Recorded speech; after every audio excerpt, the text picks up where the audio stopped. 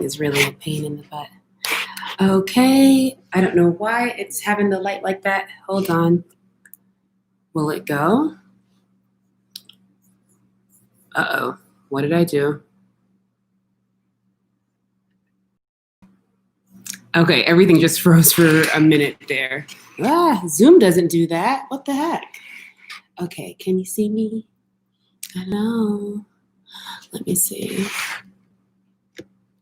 This is as good as it's gonna get. And you know what, Tim Apple, this is as good as it gets. And it's these, if you were to measure the lumens in my house, I am lit up like a Christmas tree over here and barely any light in this camera. I gotta get my little ring light.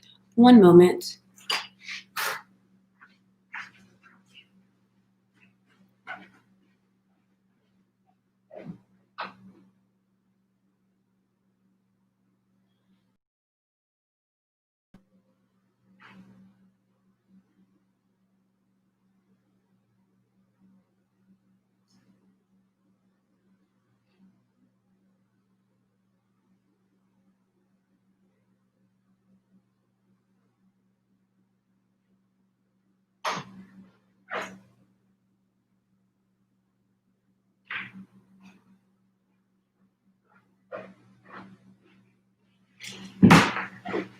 Oh, Lord.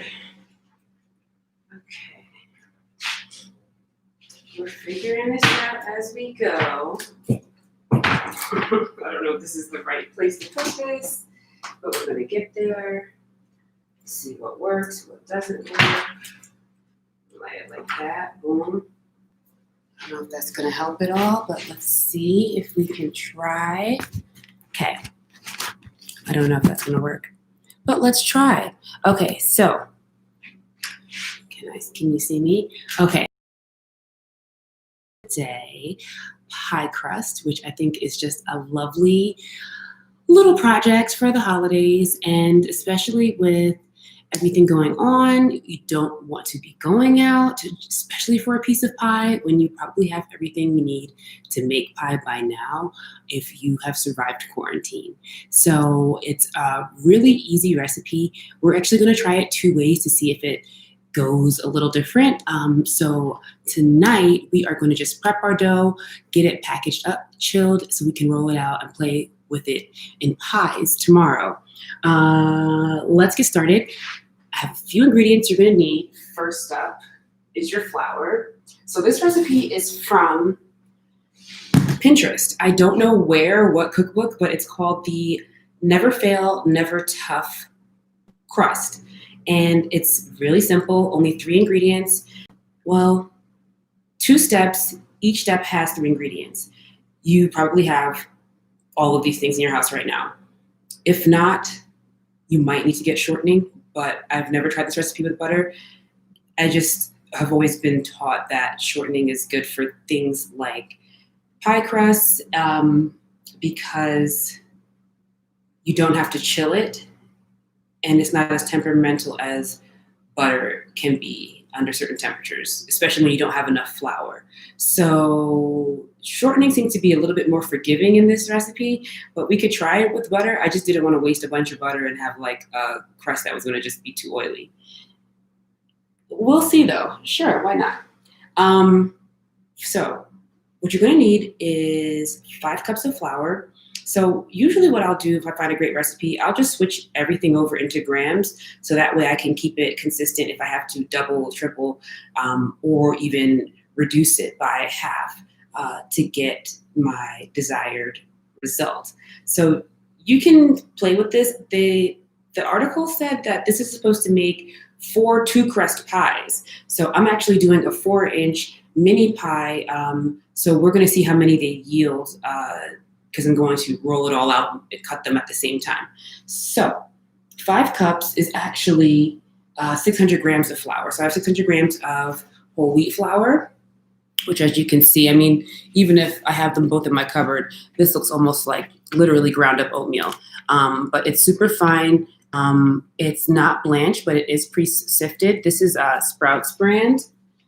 And this one is the all-purpose flour. This is, I think, Sam's. or, you know, Greek value, whoever. So, as I said, these crusts are for demonstration purposes only. They are not for sale. This is just for demonstration, so it doesn't come from me for like wearing gloves to make pie in my house, because I do work in a kitchen and it's just easier to have good habits than it is to break bad ones. So we're gloving up because it's time to get to prepping the dough. So for the first step, as I mentioned, you're gonna need the 600 grams of flour. We're also gonna need 2 cups of shortening. So I just use, whenever I need to convert shortening in a recipe, I just use it gram for gram as butter. So in this case, you're going to need 54 grams of shortening, which is 2 cups. And yes, you're gonna need, if you're making this many crusts, yes, you're gonna need it. Like I said, feel free to reduce this by half, but you're gonna need it because it just is the perfect amount to get that dough like pliable, but still maintain like that tender flaky. Yes.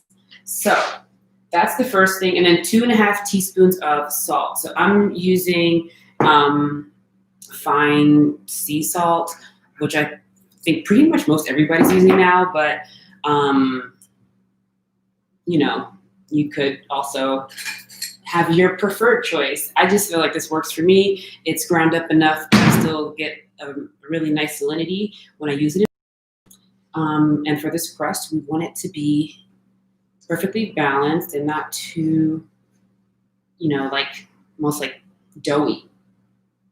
So 2.5 teaspoons, all right? So this is, first of all, my own measure. I don't need that many. This is fine.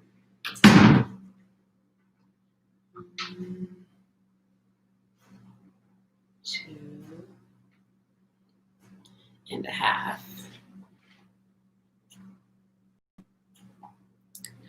And then in terms of any special equipment, I think the only thing that would make this easier is if you had like a hand mixer or a stand mixer, but you could probably do, you could obviously do it by hand too, just cutting it in by hand. So it depends. If you have just the urge to really get into it and like want to be really tactile and make a mess, go for it. I think I'll do that with one, and then I'll show you how it's going to look in the KitchenAid in the other.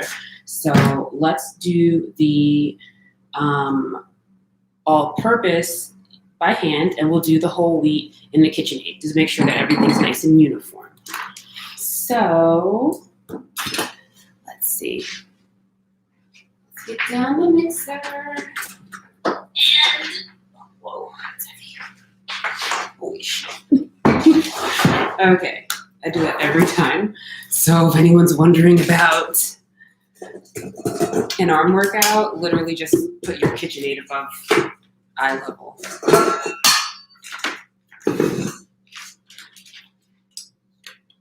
Okay. So,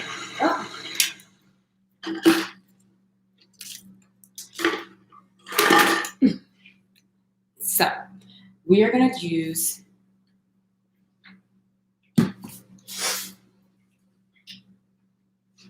the dough hook for this guy.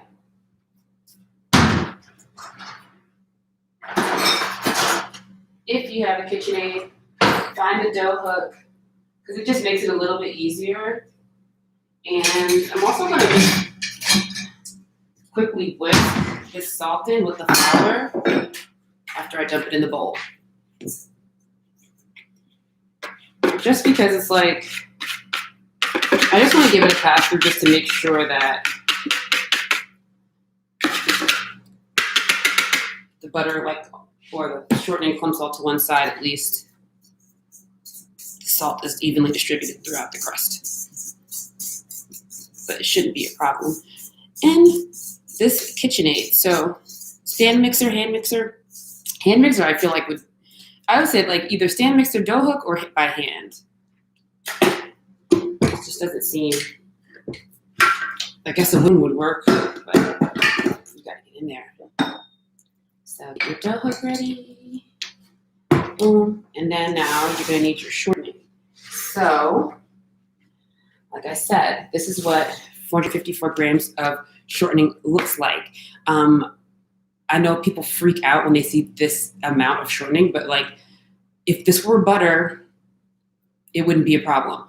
This is actually the best.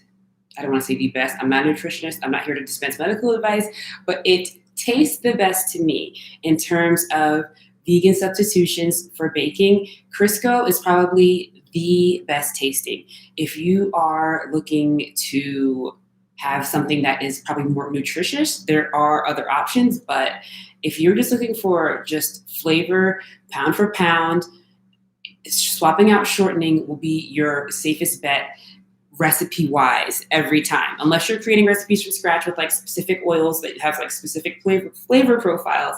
Crisco will get you by in a jiffy. So we're gonna put in, I'm just gonna dump it all in because the dough hook will, like, don't doubt the dough hook, guys. Like, you just have to give it time to work. And this dough is gonna be chilled anyway, so I'm not really that pressed like, oh, it's gonna get tough. As far as I know, this crust, it will never get tough, like as promised. It's a never tough dough. Ooh, sorry. It's like a little puff of flour. Okay. So. Okay. So I'm gonna let that mix. So for the second part, you're gonna need the juice of 1 lemon, half a cup of water, and 1 egg. So the thing about this is,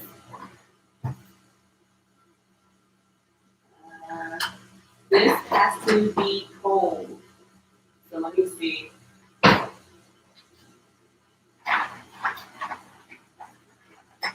This has to be like super duper cold. So what I do is just keep like a little thing of ice water. So at least I know like this water is ice cold. And then I juice my, okay. So then I juice my lemon.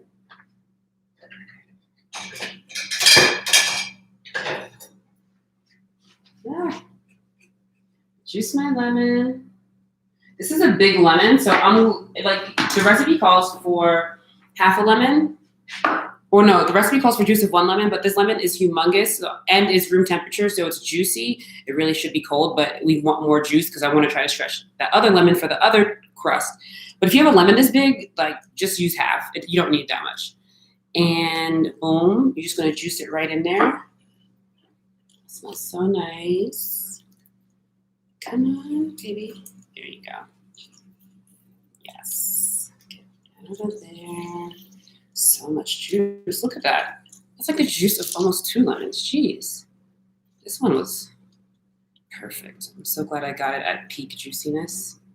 It's always good. Okay. So we also need half a cup of water. Nice and cold.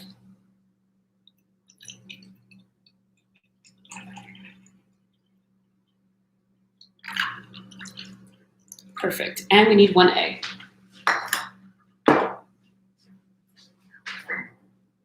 Okay. I have an egg right here. Usually we'd be out, but remember, we have to keep it cold. So I'm going to crack her in. And then, come on, babe. Dump her in to the dough. I'm not like really whipping it up. I'm just like cracking the yolk to get it going. Doesn't really need to be like fully like mixed through. I'm just trying to like break it up a little bit. And that looks good to me. I just don't want to overcomplicate it. So I just crack the egg and dump it in. Because I feel like, and here's the thing, the recipe's right in my phone and I just don't feel like looking at it. So I'm pretty sure this is how it's done because I've done this, I feel like, a million times. And every time I forget how it's done because it's always a year later. So I'm just mixing it all together now. It's going to incorporate. It's going to take a few minutes, but let it incorporate. It's going to slowly pull the dough from the sides of the bowl together. That egg is going to help bring it together. And this whole wheat flour is just going to make it look so rustic and earthy and just give it such like a beautiful texture. It's going to be so nice. So I'm going to keep this going. I'm going to pull out some cranberries because I am making a cranberry pie with this crust. And I'm also going to be using the air fryer to dehydrate some cranberries for some sugar-free dried cranberries to put in our raw cookies. And that's pretty much what I have going on tonight. What do you guys have going on tonight? I just want to get this done so I can, I guess, keep making more pies, different kinds, because we have quite a few days until Christmas. So this is just the best time to get all of this done. And also, I just have so much flour in my pantry. I want to make crust and do things with it so that way later on in the year when it's getting into the end of January, we have some pre-made pie crust for whatever's in season at that point. So I'm pumped. So I will be back to show you guys how we prep the dough to chill, and then how we roll it out and do all that good stuff later. Okay, guys, bye.